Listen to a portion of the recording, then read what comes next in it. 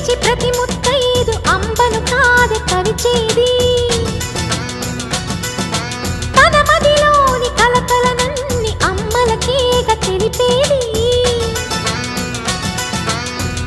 నెలతలే లేకుంటే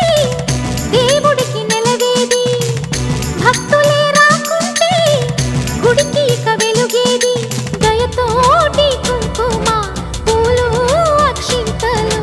మనమంతా ఇవ్వాలి తన తాళి నిలపాలి తాళి కాచి ముత్తైదా